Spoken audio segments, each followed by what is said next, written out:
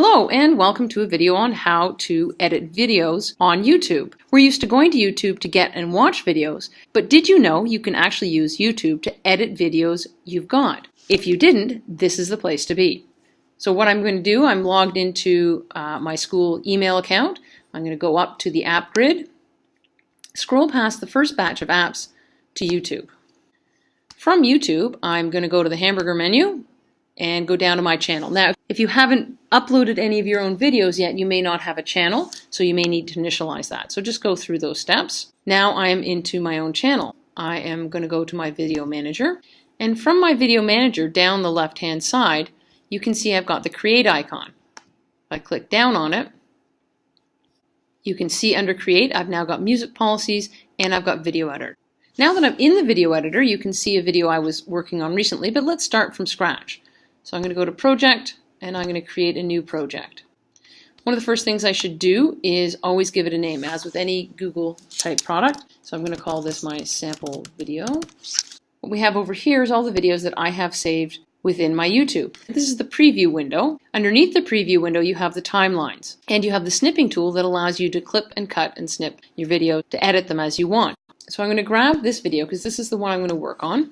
I'm going to drop it in my timeline. You can see that it's going to get in there properly when the box becomes blue. These end pieces allow me to lengthen or shorten the video clip. If you stretch it beyond its original length, you actually get it to repeat.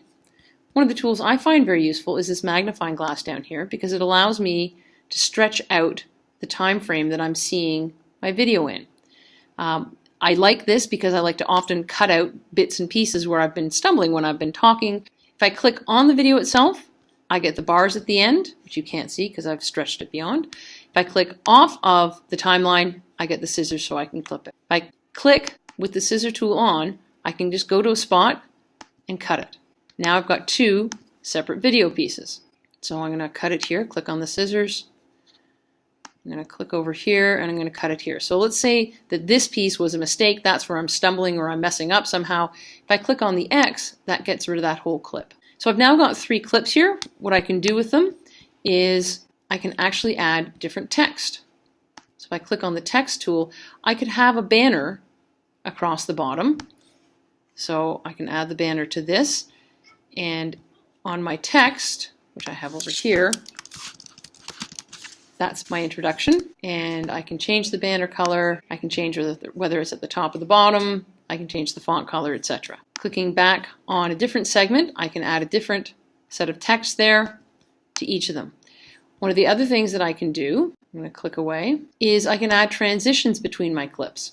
When I've got a clip selected, there are all sorts of features I can do. I can zoom it in, and notice that it only zooms right into the middle of the screen. I can add filters, another place you can add text, and I can also edit the audio, so I can change the volume level of what's going on in that particular clip. So if I click away from the clips, I go back to my general menu. One of the things that's kind of cool here is if I click on the musical note, I can get some background music added to my video. And these are all Creative Commons, so they're free. They're legitimately free. If I want to know what the music's going to sound like, I can actually just press the play button. Hey, that might work. All right, so let's say I want this added to my video. I click on it and I drag it to the blue box in the audio timeline. And if I extend it, I just get it to loop. I'm going to click below my timelines.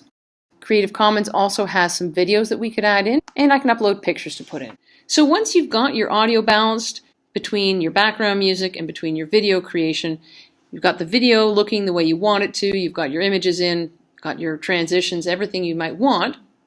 The next thing to do is to go to the upper right and click on Create Video.